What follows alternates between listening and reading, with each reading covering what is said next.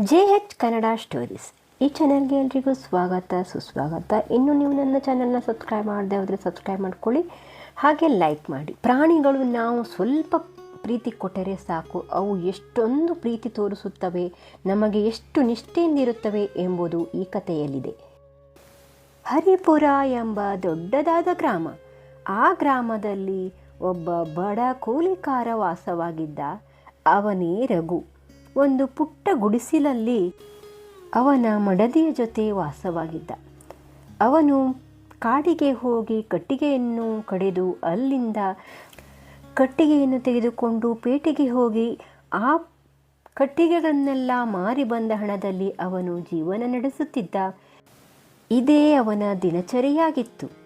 ಒಂದು ದಿನ ಅವನು ಕಾಡಿಗೆ ಹೋದಾಗ ಅಲ್ಲಿ ಒಂದು ಮಂಗ ಗಾಯಗೊಂಡಿರುವುದನ್ನು ಕಂಡ.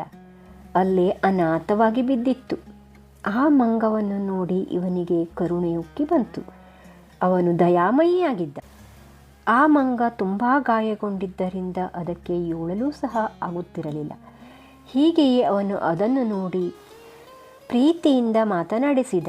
ಹಾಗೆ ತಾನು ತೆಗೆದುಕೊಂಡು ಹೋಗಿರುವ ಬುತ್ತಿಯಲ್ಲಿ ಅದಕ್ಕೂ ಸ್ವಲ್ಪ ಕೊಟ್ಟು ಸ್ವಲ್ಪ ನೀರನ್ನೂ ಸಹ ಕುಡಿಯಲು ಕೊಡುತ್ತಾನೆ. ಆಗ ಆ ಮಂಗ ಸ್ವಲ್ಪ ಚೇತರಿಕೆಗೊಳ್ಳುತ್ತದೆ.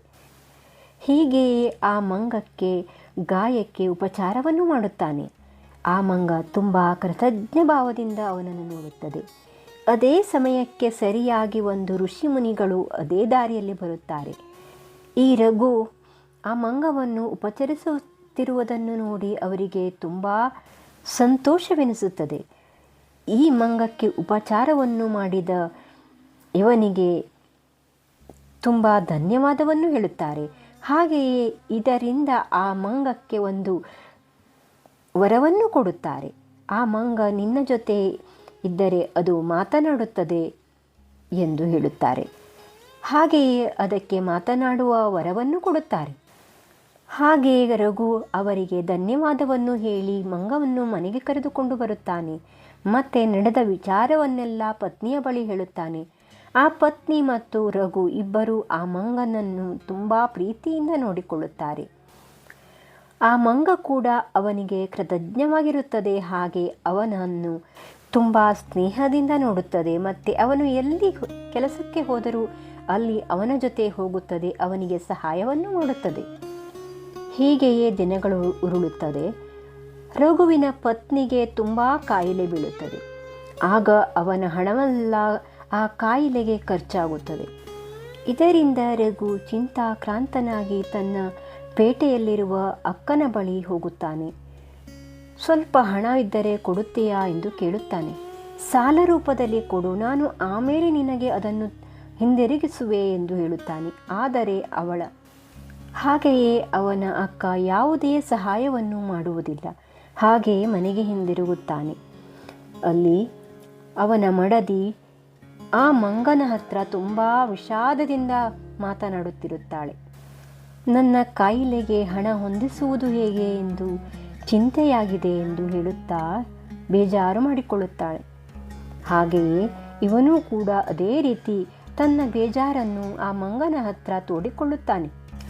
ಹಾಗೆಯೇ ರಘು ಹೇಗಾದರೂ ಮಾಡಿ ಹಣ ಹೊಂದಿಸಲೇಬೇಕು, ಪತ್ನಿಯ ಆರೋಗ್ಯವನ್ನು ಸುಧಾರಿಸಲೇಬೇಕು ಎಂದು ಆ ಊರಿನ ಒಬ್ಬ ಮುಖ್ಯಸ್ಥನ ಬಳಿ ಹೋಗುತ್ತಾನೆ. ಅಲ್ಲಿ ಅವನ ಸಾಲವನ್ನು ಕೇಳುತ್ತಾನೆ. ಆದರೆ ಆ ಮುಖ್ಯಸ್ಥರು ಅವನ ಬಳಿ ಏನನ್ನಾದರೂ ಗಿರಿವಿ ಇಡುವಂತೆ ಕೇಳಿಕೊಳ್ಳುತ್ತಾರೆ. ಮತ್ತು ಅವನ ಜಮೀನು ಪತ್ರವನ್ನೆಲ್ಲ ಬರೆಸಿಕೊಳ್ಳಲು ಹುನ್ನಾರ ನಡೆಸುತ್ತಾರೆ. ಈ ವಿಷಯ ಆ ಮಂಗಕ್ಕೆ ಗೊತ್ತಾಗುತ್ತದೆ. ಹಾಗಾಗಿ ಅವನು ಮಧ್ಯಪ್ರವೇಶಿಸಿ ಅದನ್ನು ತಡೆಯುತ್ತಾನೆ. ಜಮೀನನ್ನು ಕೊಡಲು ಅವನು ಒಪ್ಪುವುದಿಲ್ಲ.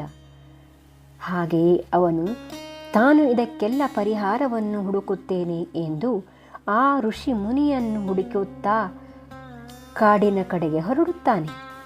ತುಂಬ ಹುಡುಕಿದ ನಂತರ ಆ ಋಷಿ ಮುನಿಗಳು ಅವನಿಗೆ ಸಿಗುತ್ತಾರೆ. ನಡೆದ ವಿಚಾರವನ್ನೆಲ್ಲ ಹೇಳಿ ತನಗೆ ಸಹಾಯ ಮಾಡಲು ಕೋರುತ್ತಾನೆ. ಆಗ ಆ ಋಷಿ ಮುನಿಗಳು ಸ್ವಲ್ಪ ಗಿಡಮೂಲಿಕೆಗಳನ್ನೆಲ್ಲ ಅವನಿಗೆ ತಿಳಿಸಿಕೊಡುತ್ತಾರೆ ಮತ್ತು ಔಷಧಿಯನ್ನು ಹೇಗೆ ಮಾಡಬೇಕು ಎಂಬುದನ್ನು ಅವನಿಗೆ ಕಲಿಸಿಕೊಡುತ್ತಾರೆ. ಹಾಗೆಯೇ ಕೆಲವು ಔಷಧಿ ಸಸ್ಯಗಳನ್ನು ಕೂಡ ಆ ಮಂಗಕ್ಕೆ ಕೊಟ್ಟು, ಇದನ್ನು ಬಳಸಿ ನಿಮ್ಮ ತಾಯಿಯ ಆರೋಗ್ಯವನ್ನು ಸುಧಾರಿಸು ಎಂದು ಕೊಡುತ್ತಾರೆ. ಈ ಮಂಗಕ್ಕೆ ಇರುವ ಅವನ ಮಾಲೀಕನ ಮೇಲಿರುವ ಪ್ರೀತಿಗೆ ಆ ಋಷಿಮುನಿಗಳು ತುಂಬ ಧನ್ಯವಾದವನ್ನು ಹೇಳುತ್ತಾರೆ. ಹಾಗೆ ಆ ಮಂಗವು ಆ ಗಿಡಮೂಲಿಕೆಯನ್ನೆಲ್ಲ ತೆಗೆದುಕೊಂಡು ಬಂದು ಮಡದಿಯ ಕಾಯಿಲೆಯನ್ನು ಗುಣ ಮಾಡುತ್ತಾನೆ. ಇದರಿಂದ ರಘು ಮತ್ತು ಅವನ ಮಡದಿಗೆ ತುಂಬ ಸಂತೋಷವೆನಿಸುತ್ತದೆ. ಅವನನ್ನು ಮಗನೆಂದು ಭಾವಿಸುತ್ತಾರೆ. ತುಂಬ ಪ್ರೀತಿಯಿಂದ ಅವನನ್ನು ನೋಡಿಕೊಳ್ಳುತ್ತಾರೆ. ಹಾಗೆಯೇ ಅವನನ್ನು ಅಪ್ಪಿಕೊಂಡು ಅತ್ತೇ ಬಿಡುತ್ತಾನೆ ರಘು. ಈ ಕಾಯಿಲೆಗೆ ಏನು ಮಾಡುವುದೆಂದು ತಿಳಿದಿರಲಿಲ್ಲ. ನೀನು ಈ ಸಮಸ್ಯೆಯನ್ನು ತುಂಬ ಚೆನ್ನಾಗಿ ಪರಿಹರಿಸಿದ್ದೀಯಾ. ನಿನಗೆ ತುಂಬ ತುಂಬ ಧನ್ಯವಾದ. ನಾನು ಸ್ವಲ್ಪ ಪ್ರೀತಿ ಕೊಟ್ಟೆಯಷ್ಟೇ, ನಿನ್ನ ಗಾಯವನ್ನೆಲ್ಲ ಕಡಿಮೆ ಮಾಡಿದ್ದೆ. ಆದರೆ ನೀನು ನನಗೆ ದೊಡ್ಡ ಸಹಾಯವನ್ನೇ ಮಾಡಿದ್ದೀಯಾ.